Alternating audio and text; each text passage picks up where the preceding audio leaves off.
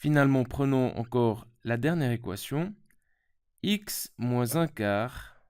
Vous verrez qu'elle est un petit peu plus difficile à résoudre celle-là. Je vous recommande même d'essayer de la résoudre avant de regarder la vidéo. 6x moins 2 tiers égale 1 sixième moins x sur 2. Essayez de résoudre cette équation avant de regarder la vidéo.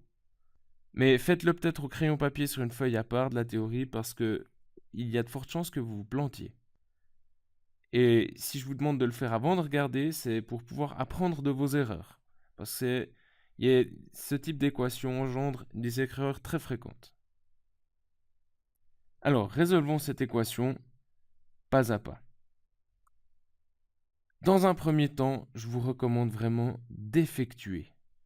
C'est-à-dire que effectuer et simplifier les fractions.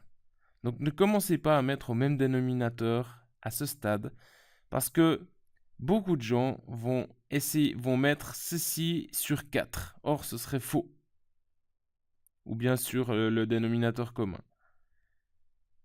Donc, on va commencer par effectuer x moins 6x sur 4. Donc, j'effectue 1 quart fois 6x, 6x sur 4. Honnêtement, on peut également simplifier directement les fractions.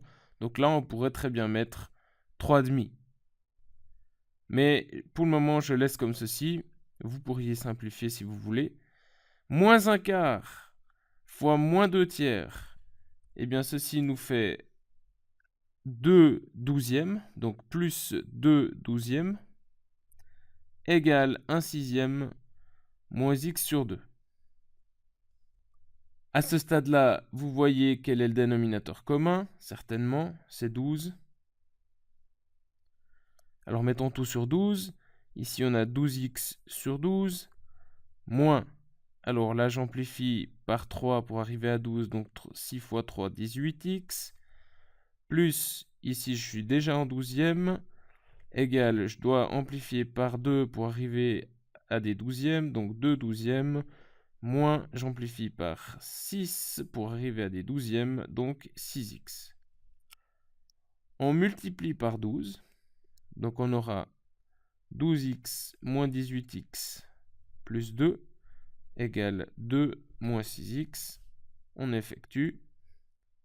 Et ceci nous donne 12 moins 6x, ça fait moins 6x plus 2 égale 2 moins 6x. Ici, on arrive face à un cas particulier dans lequel on a exactement le même nombre de x de chaque côté et exactement la même constante. Alors, il n'y a pas besoin d'aller plus loin pour voir quel est l'ensemble des solutions. Quel est l'ensemble des solutions d'après vous ici? Qu'est-ce que je peux mettre à la place du x pour que l'équation fonctionne? Eh bien, en fait, je peux mettre ce que je veux. Si je mets 10, ben ça nous fait moins 6 fois 10, moins 60, plus 2, égale 2, moins 60. Oui, c'est la même chose. Je peux mettre n'importe quel nombre à la place du x. Autrement dit, je n'aurai pas assez de place pour écrire tous les nombres là-dedans dans les accolades. On ne va donc pas utiliser cette notation. Et puisque tous les nombres réels peuvent servir d'équation à